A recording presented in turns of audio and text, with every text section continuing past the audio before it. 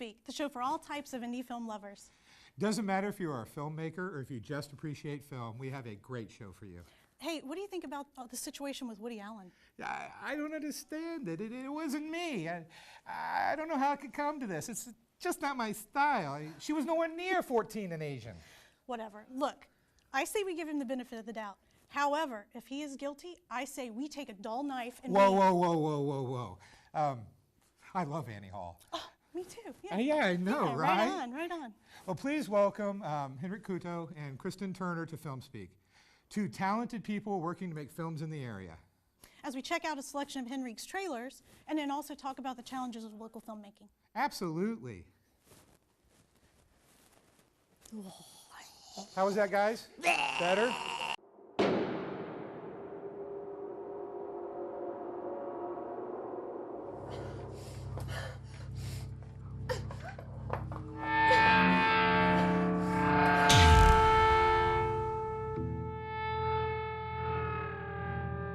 In our costumes and laughing and getting candy, and then she was gone. Guy with the white face. His entire head is white.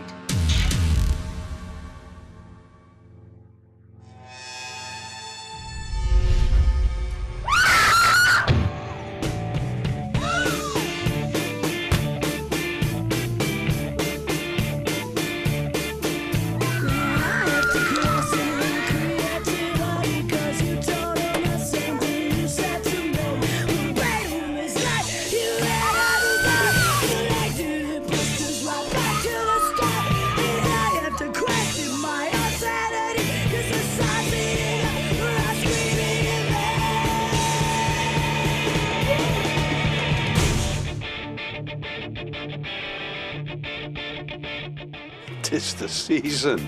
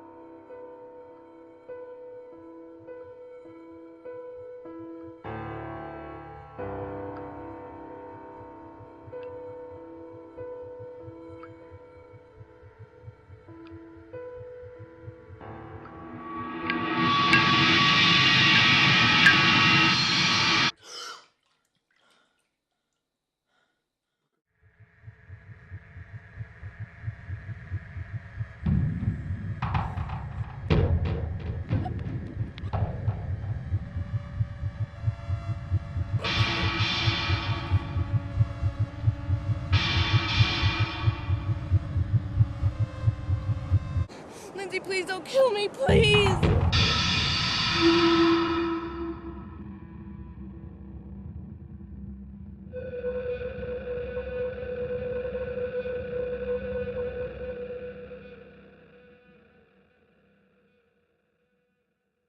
No one's crying.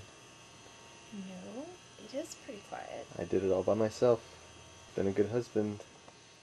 Good dad. It's kind of weird. Silence. It's kind of nice.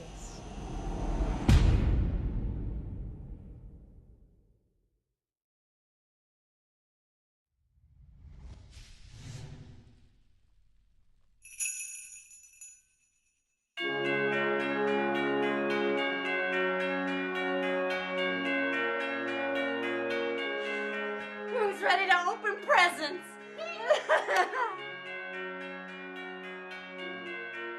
I don't really feel like being a part of your Norman Rockwell painting.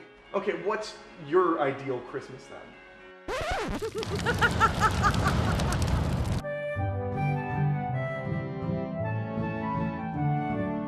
I have magical powers, Yeah, and I'm a flying nun. but I have a way that I might be able to help you finally listen. What? Are you getting bigger? What's going on? Why is everyone looking at me? Whose dog is this? Dog? Oh my god. I'm a dog!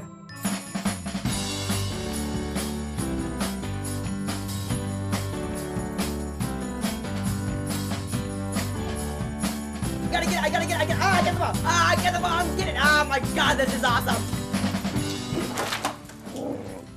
What is that? Oh, brother. Literally. This is my uncle, Randall. Don't be a brat. This brat, as you so eloquently put it, is putting this house on the market. Sally said she'd give me her third, so we can finally unload this empty eyesore. She would never do that. It's just a house, guys. Come on.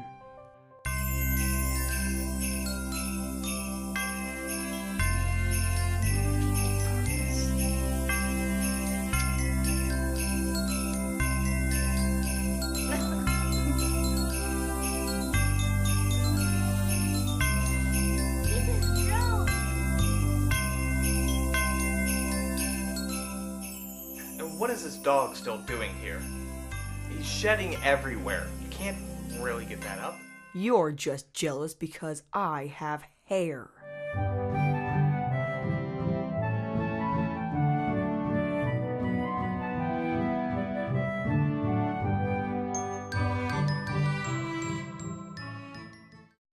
Go get it! Oh, I'm gonna!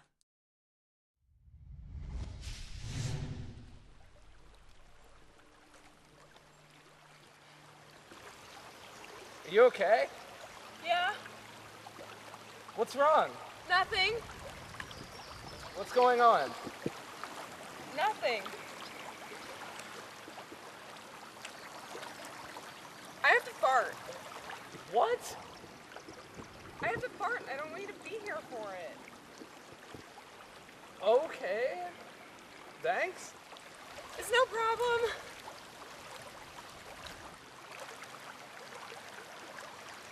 So we're just waiting around for you to fart then? Yeah. Fair enough.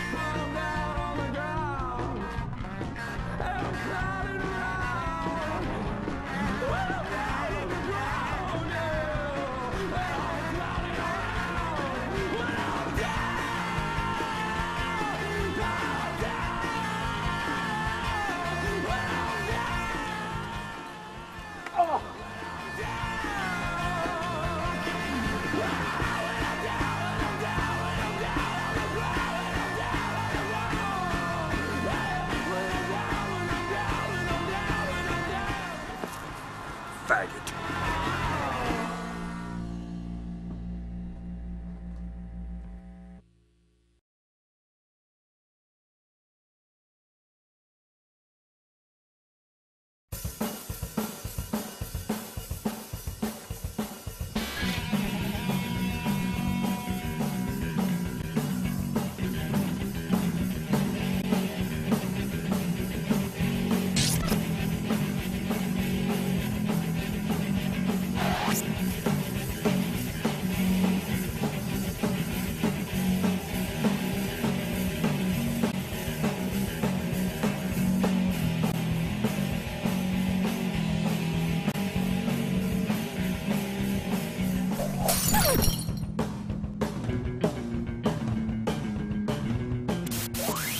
It's too late for me. I'm already too far into the film.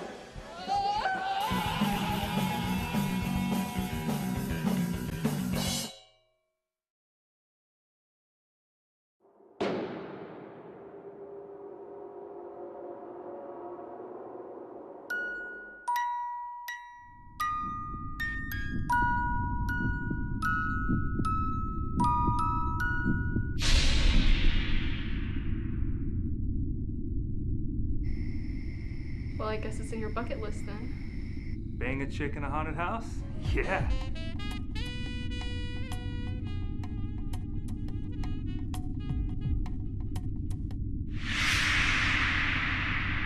I think somebody's watching us.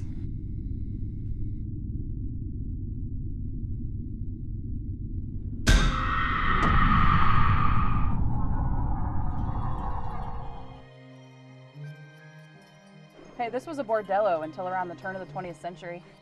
Then one night, all the working girls died during a night of record cold. Spooky.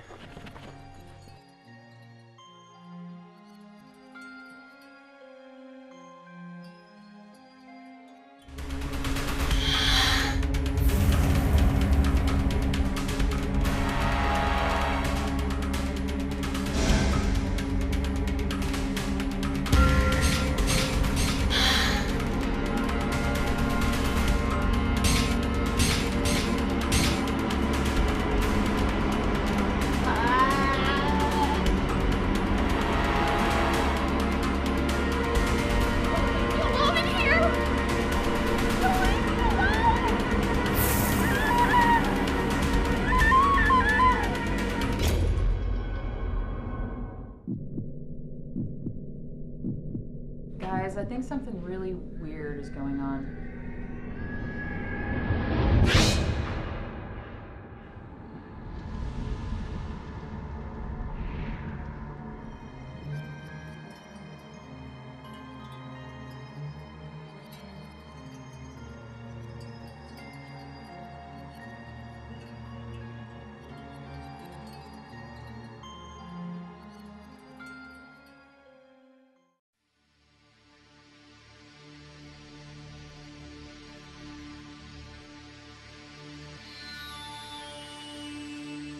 What would you do?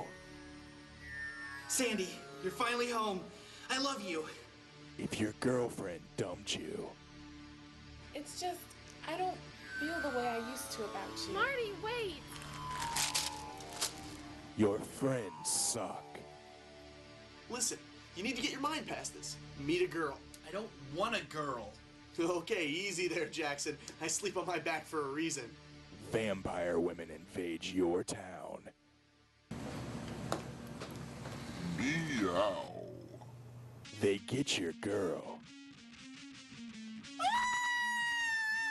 Now it's your ass. And I'm gonna take your asses out. We'll rip you limb from limb. We'll suck your blood dry. We'll hurt your feelings. Yeah! Fuck you! Oh, sorry.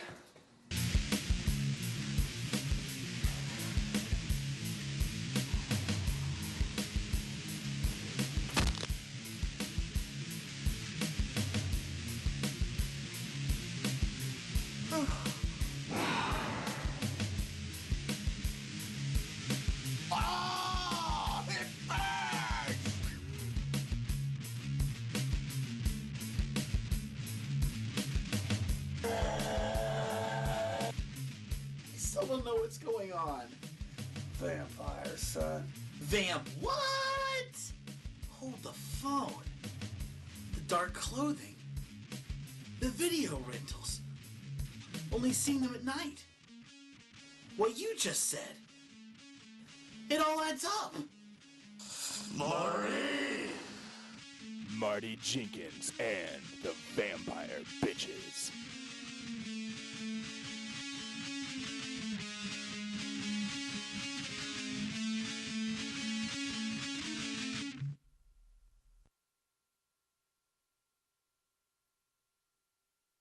Stand back, you vampire bitches!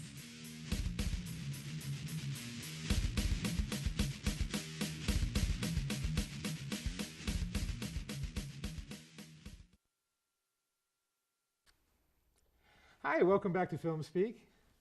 We're sitting here with Christan and Henrique, and we're going to discuss the challenges and the joys of local independent filmmaking. So please join us here at the panel. We're here with Lana, and also here with Christan and Henrique. Thank you very much for joining us. Thank you, this is fun. It's a pleasure. I'd like to start first with Henrique. When approaching like local filmmaking, where do you get your inspiration from? That's like the hardest question to ask, because you know, in a way, it's almost like you're really being tormented, because you come up with ideas, and then it's, do you want to just let them flush down the toilet, or do you want to do something with them? I mean, that's really kind of, I think, where everything came from. When I was growing up, I'd have ideas, and that was pretty much it. No friends, no girls. I had ideas. And I think that there's this deep-seated issue where I want them to work for me. I want them to be valuable. I want to know that that crap I came up with in my bedroom because no one wanted to be around me means something. So, and I've met other people who say similar things, that write, you know, novels or screenplays or direct. So I think that it really comes from first of all, a need to express yourself, and then a narcissism that what you have to say is interesting or valuable. I think that's really at the end of the day where it comes from. Because I mean, I sit down and think like, wouldn't it be great if there was a scene where when a guy woke up, this happened, and we see it this way. Well, clearly that's the best idea in the world, so I better do it, you know, instead of, you know, just going to the movies instead or buying a book. So, I mean, I can't say where the ideas really come from, but I can say that, I mean, one idea can make an entire movie. You come up with one sequence you think is really, really strong, and you're so married to it that you decide, well, I've got to come up with everything before it and everything after it to make that moment. And then by the time you're done, you've completely forgotten what scene that was.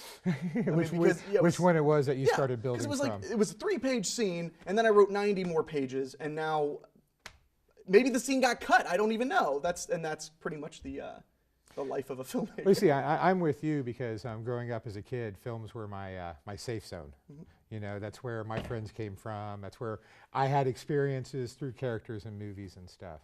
And well, with characters in movies, I mean, as an actress, how do you approach like a character and being a character and stuff? Well, in my portfolio, I've really focused on, obviously when you're just starting, you don't have a body of work. So to me, it's always about doing something that I've never done before, and then also feeling safe with people. Because if you're going to do a film and be really, really serious about it, you need to really feel safe, like you can do anything, and people are going to make you look good, and that you're going to get across what you need to for the director. So, can someone talk me into it and think that I'll be good? That's what it's about. That's the biggest part of it. Right, for me. Very nice. So as a director, what is your favorite part of the process of making a film? You know, it's funny because it seems like every year or two it changes. When I first started out, I made my first feature when I was 19 years old, and I didn't have much success with it. It made its money back in about 2 years, but the film got me a job at a production house, and then I ended up just toiling away, working at a production house, working at distribution, and when I finally left that job, I made a movie, and I was like, I love that I can bring a good crew together and I can get the camera together, but what I really love is editing and bringing it all together and getting it out there. So that was 100% what I believed was my favorite process. Then I made this artful drama, and then all of a sudden it was, I love sitting with an actor and talking to them about what it is that they're thinking and feeling. And then, you know, I'd move on to the next one. I'd be like, I love just seeing what I can get away with. I have $18 and a prayer. So okay, I want to work with him because I want someone to be like that into it, like everything you have, Kristen. Well, take all of that. You have to love that. You have to be vicious to get what you want in a movie, and you have to know that. I mean, you mentioned that you want to trust that a filmmaker wants to make you look good. That's one of the earliest lessons I learned as a director. There are times, whether you're filming something that's drama or whether you're filming something that's nudity, something that's really candid or intimate, there's the same problem. People have no problem filming jokes. They have no problem being tongue-in-cheek because it can't be embarrassing.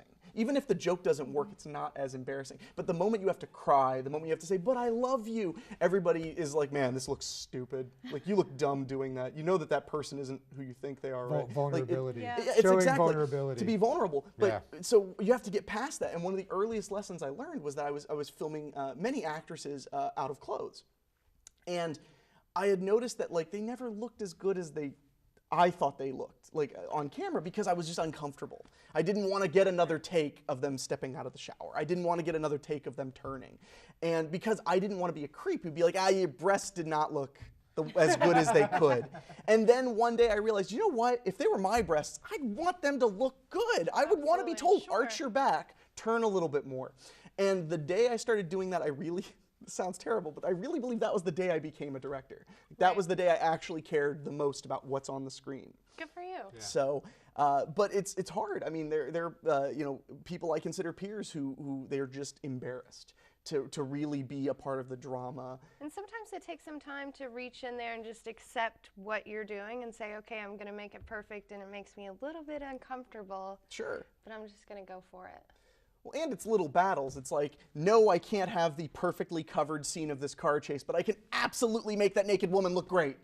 So you win some, you lose some. Which is more viable? One involves 4 camera setups in a room with 3 lights, and the other involves cars and people and technicians. Sure. So, you know, you win the battles you can win.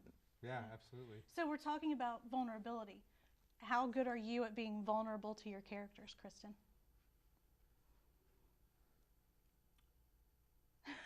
Ooh. Don't like space it out. No, I was trying to think. Not only in film, but print too. I think it's every moment. I think I always am. I think every time I get into a car and commit to actually going someplace, someone's getting all of me. And if I can, I just don't show up and won't commit to it. But I think that I'm always being as vulnerable as possible. Even if I'm going to get creamed in the end, I still do it. You try to be present.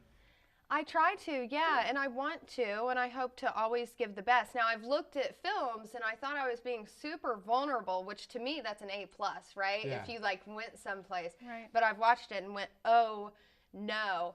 So even though you let yourself go to that point, it's all the technique in it, too. So you can still be vulnerable, but you're not all the way there, so you have to take it a step further. Well, I find with film acting, especially like if you want to portray vulnerability or strength, I mean, anything, it doesn't come to the grandiose display of that vulnerability. It's the slight little sublime, subtle touches that exposes that character's vulnerability to the audience, almost giving them that voyeuristic tendency that they're seeing something in that character that other people are missing. Well, and that's one of the beauties of filmmaking. That was what was great about going from what we had originally, stage. Stage, you had to act to the audience. You had to get across what you were getting across as best you could. You had to be so broad. And then we say, let's take the audience and put them 3 inches from your face. We want to see every single muscle do something. And we want to see it not do a whole lot. And that, you know, really, I think, took acting from one kind of art form to an entire other world where, I mean, you can have so much diversity. Because on stage, you can only have so much before no one can hear you or no one can see what you're doing. And that's really the language of cinema, is, you know, knowing when you want to get close and when you want to pull away. It can change the whole thing. You break your leg in a movie, if you keep it wide, you could have 2 people, you know, running. It could be funny. You know, these 2 guys are running, oh, are you okay? Cut close to, you know, their face in agony, cut to their leg all mangled, and all of a sudden it's a tragedy. Yeah. It's really, it's fascinating to me. I do want a fascinating thing for me, and if I start taking up too much time talking, somebody stab me, please. I have a knife. Okay, excellent. He have can a dull prepare. knife. A dull knife is even better.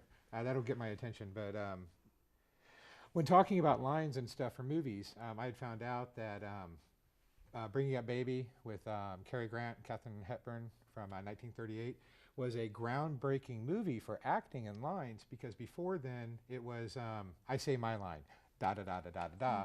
You say your line, da da da da da da da. Cary Grant and Katharine Hepburn with Howard Hawks directing were the first time where they talked over each other's lines, like real conversation. Yeah. You know, and see I just love that, because to think, I mean, I love movies before that time period, but it never occurred to me the different patterns and how they wrote and how they spoke and how they acted and everything. I love that you guys know the history of film. It's fun to come on set, and you guys are just these There's buffs. the history and it is so buff right awesome. there. You want to know anything, you ask it. And I'm like, oh wow, I have to watch that. I am a complete dork. I will admit it. I'm comfortable with the fact. I watch silent films all the way up to present day. I can't get enough of it. Yeah. Well, and when you watch an overarching amount of movies, you start to notice the honesty expanding. That's the most important thing.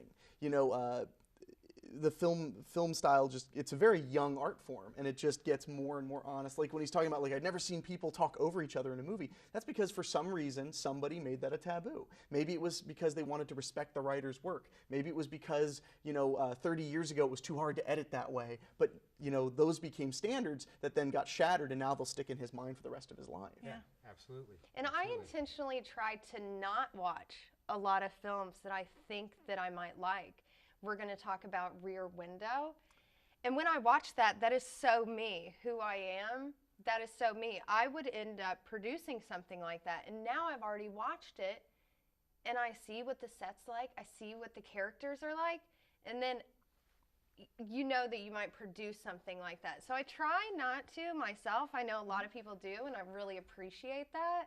But I try not to watch it because I don't want to copycat all the time. But there's an old saying, if you're going to steal, steal from the best. That's the thing to do. I know so, they say that, but I want my own. Martin Scorsese is the one who said that too. He said, if you want to be a filmmaker, watch the greats and steal. Just steal well. It's a la carte. Yeah.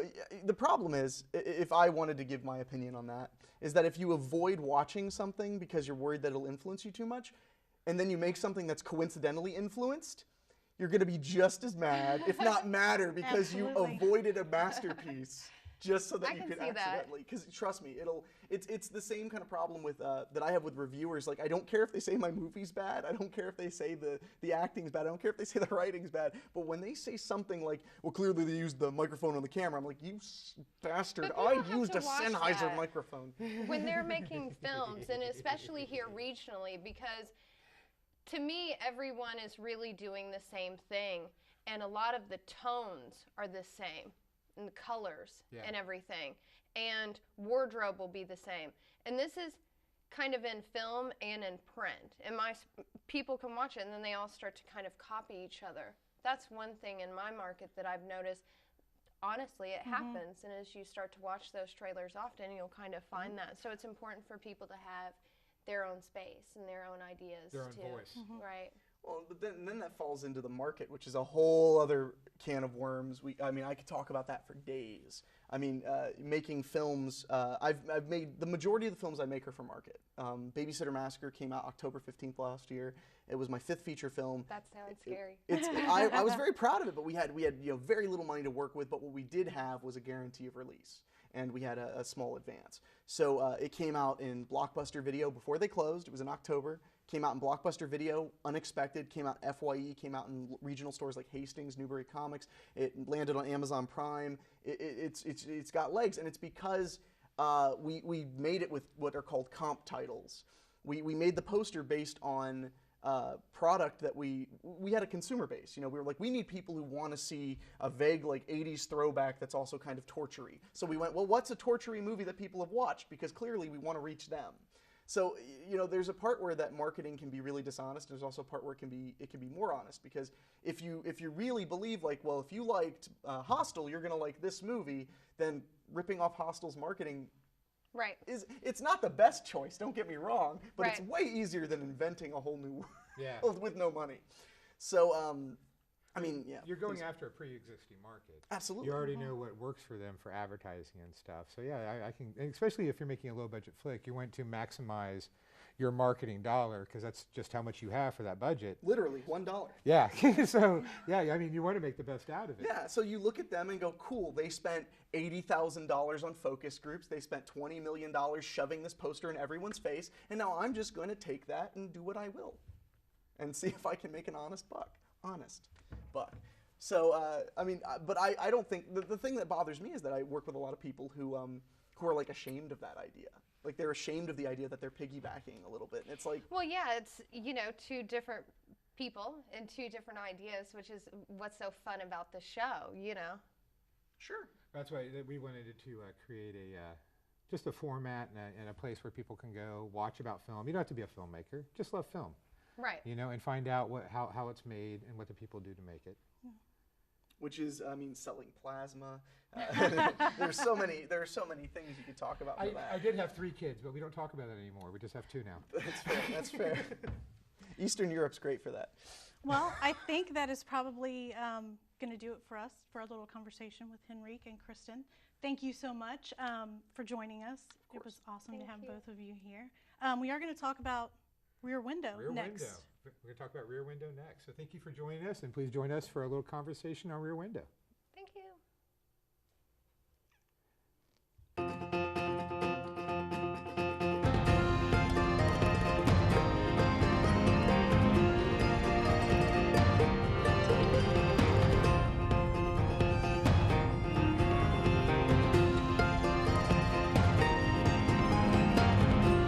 Anton Rook.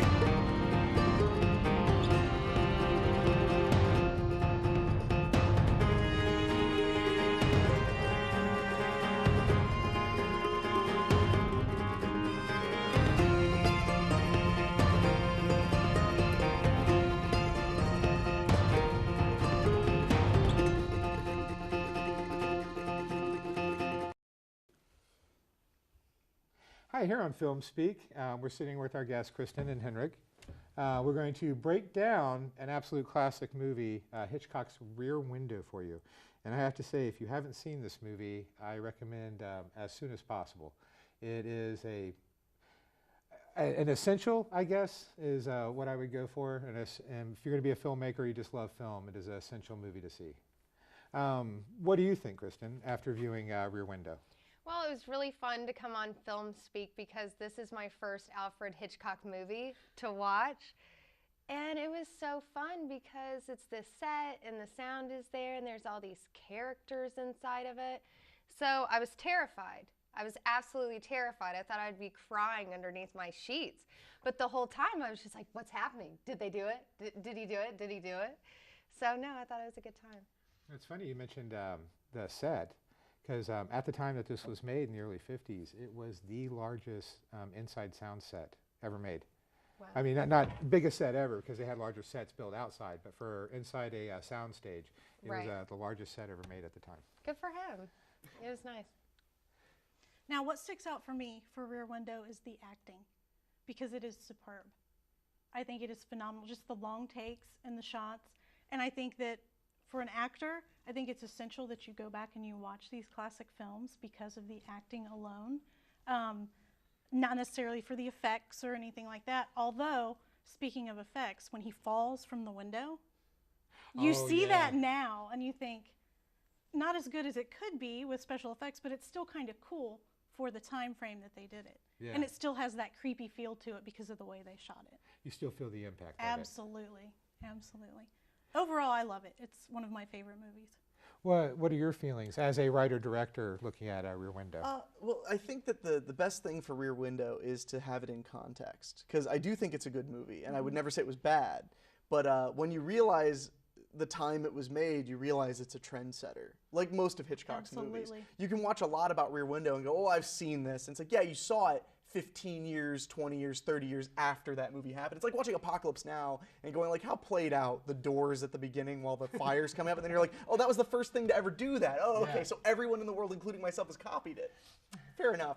And that's the way most of Hitchcock's work is. So when you look at Rear Window, it feels, looking now, it feels kind of like well-tread territory. The idea of a voyeur, the idea of somebody not being able to participate in anything other than just watching. But you know, when you think about that, everything was the first time. That's when you really get impressed by how they put their best foot forward with it. The scene that I didn't remember that stuck out to me when I watched it this morning was the scene with the flashbulbs. Yeah. How the photographer and how he's literally but it's like he had an old style musket, you know, like he has to flash and then pull the burning hot bulb out and put another one in and then flash and then pull the burning hot bulb, and he's literally just like, I need to buy myself 5 seconds at a time, anything to not die. And the way they tried to recreate the way your eyes see that, which is something Hitchcock has always been big on. I mean, vertigo. Yeah, you know, he used the what's the official term for it? Because it's where you pull the camera, you dolly the camera back or forward, and then zoom the opposite direction. So you stay in the same place, but the depth changes, and it makes it's an amazing look. And he wanted to create the way you feel in your head when you have vertigo. And that was something that is also very impressive about Hitchcock. Just amazing. And you take Rear Window. Like when the sunlight, just the effort, because being inside a sound studio like that, soundstage, they had 1,000 arc lights moving Right. like this to simulate a sunrise coming onto the apartment building, and that's Yeah, when you were incredible. talking about, you know, it had been done before, I don't remember in today a set. You're on a set, and there's lights, and there's sounds there, and there's like people in this set. Like, I don't ever remember anyone in my recent history to pull off one location. You know, you're in this room, and then you're shooting like out. There are You're quite just a few peeking. out there. Which ones? But very few of them built the set the way they did. But in my opinion, building that set and everything is just a hugely wasteful way to support the over-bloated film studio. In my opinion, like, well, we need 57 carpenters. Why? Because we're going to build a thing. Couldn't we just go outside? The sun will, like, burn your skin. But if that would have been like just an apartment or something like that, it would have felt differently. Something The whole thing would be different. Something amazing is Hitchcock sat in Jimmy Stewart's apartment that was facing the other apartments, and that's where he directed from. All the actors in that apartment building had earpieces in, and he would sit there and be like, "Darling, could you cross to the left, please?" You know? So awesome. And that's how he directed from. It's just amazing. And you know, plus that they had that built, how intricate it was. I'd read that some of the actresses actually, they'd spend the whole day. They wouldn't, you know, they call break. They just stay in their apartment, you know, and sit back in the couch, turn the radio on, because they're all set up like real apartments. That's what I do. Go eat people's food and just hang out. What am I going to do?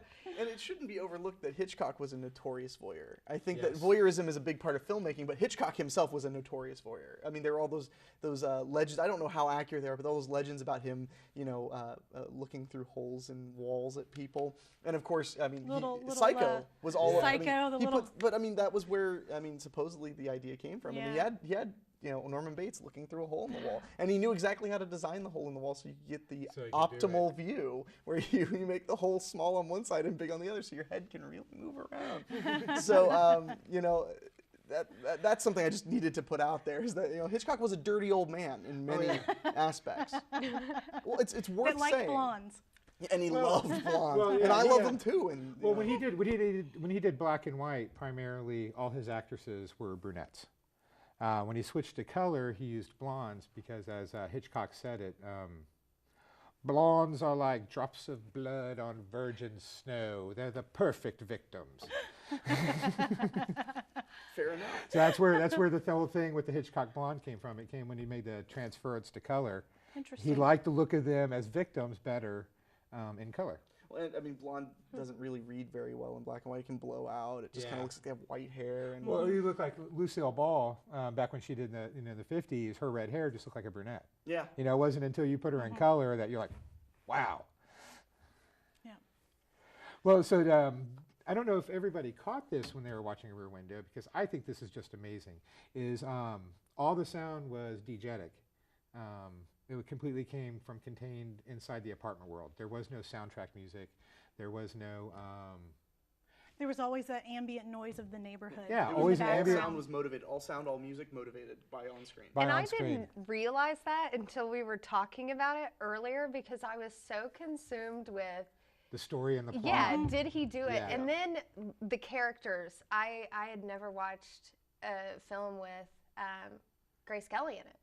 So this is my first time, and she was really super, super sweet. So I'm just trying to pick everyone apart. She is an amazing actress. She did 3 that I can think of currently, Alfred Hitchcock movies. Well, she's definitely not doing any more. She's definitely not doing any more, no. Well, if she does, I would be quite worried. It'd be one heck of a horror film. But she was an amazing actress. And she symbolized that whole proper... upstanding, you know, how she stood, how she carried herself. I guess that's why she became a princess. A princess, yeah. Yeah, when you're watching it, you're like, she should be a princess. And then you're like, oh yeah. That's right. She is. Do you have any final thoughts, Lana? I just love the movie. I love how they dive into all the lives in all the apartments. And there's always the one that you don't. with the shade down. With the shade down. I love it. See, love for me, the hardest part for me is the Lonely Hearts Girl. Yeah. That jerks at my heartstrings. Maybe because I think as human beings, we've all been there. And boy, that just her little character, that little side character, gets me every time. And did everybody spot Hitchcock? Yes. I felt like, where's Waldo? Yeah. You didn't see him? Yeah, I'm like, oh, I got it. He if you watch Rear Window again. He comes into the guy that plays the piano. He's winding his clock. Yeah. Okay. Yeah, and it's just really quick. It's really quick, Yeah. but he's in there. Now, my favorite character was the dancer. Oh, the dancer girl? And here's why. She has all of these clearly wealthy, very good-looking men after her. And at the end, who does she end up with? The poor piano player, wasn't it? No. Lonely Hearts Lady Lonely ends Hearts up with the Lady. piano player. This little guy, probably a foot shorter than her, soldier returning. Oh, glasses, yeah, the soldier returning, And he's yes. like, hi, honey. He comes in, you know, and it's like, oh, she likes the nerdy guy. I love it. Yeah. Yeah, so he plays against types and stuff Yeah. and how they look and everything. That was my favorite. I can see that. Yeah. I want to mention my favorite was the nurse. The nurse? I love the nurse so much. Just everything she had to say, I really appreciated, just consistently. Those little sardonic quips and stuff that she would throw at him. Yeah, and then toward the end, when she jumps full on in and goes, okay, clearly something's going on. I'm going to join in your voyeuristic tendencies. You know, it's because she looked down on him so much. Like, I can't believe you're looking at those people. It's an invasion of privacy. So what happened over there? Yeah. I mean, I thought that was such a charming aspect, especially because it's a good example of film goers. You know, I love thinking about how Hitchcock, in my opinion, he wasn't nearly as classy as he came across. I think he was put in a box where he had to be very classy. Because when he did Psycho, he was treading on just garbage territory. He was treading on pulp novels. He was treading on, you know, he was one step above like Beast of with a Thousand Eyes. You know, he was really, everybody was like, why are you doing this schlock? And he was like, oh no, I'm going to be as dirty as I can be, but I'll make sure the camera's in focus. You know, that was, in my opinion, kind of what he went with, and that was a similar concept, though. Everybody would be like, oh, it's about a man who does what? Well, I guess I'll just, it sounds disgusting. I must see more. Yeah, allow me to sit down. So, but I just wanted to mention that because I felt like that almost kind of tied into his career. That lady, you know, quipping at him and bullying him immediately becomes enthralled in the exact same story. It's the exact same story. Who was your favorite character? Yeah, the nurse was fun. I felt bad for the woman that was, you know, going to kill herself. The Lonely Hearts. That was sad. Yeah. But I liked how Grace and James, they kind of, like, he didn't really want it, the whole together, and she wanted the whole together. And so I like at the end, because she could be annoyed with man, right? And he's saying that there's a murderer over there, and you're like, you have way too much time on your hands. Why don't you just focus? And then she totally got engaged in what was going on and like trying to help him solve it. And although he wasn't giving her what she wanted, she went into the apartment. Yeah. You know, I was going to tell a guy like, screw you a couple days ago, and I wouldn't walk into the apartment, you know. Oh, yeah. Well, I love the idea of a gorgeous woman being just rejected by a guy who's clearly not doing great at all. That's just a great situation. Listen, I'm much older than you, and I'm completely crippled at the moment. Please leave. Well, I have heard that their relationship was loosely based on Isabella Rossellini was messing around with a photographer at the time, a sports photographer named Ray blah, blah, blah, blah, blah, blah. But anyways, that's where Alfred Hitchcock drew the real-life inspiration from their relationship. Well, I'm glad you guys enjoyed Rear Window. I mean, I would hate, I'm waiting for some time that me and Lana will pick a movie and somebody's going to come on and be like, that was the biggest crap I'd ever seen. How can you say it's an essential? Why'd you make me watch that? I'm going to be like, what's wrong with Six String Samurai? It was good. I liked it. I'm glad I watched it. I'm glad you guys did. And I hope everybody out there will please check out Rear Window. And I guess join me and Lana for a quick goodbye.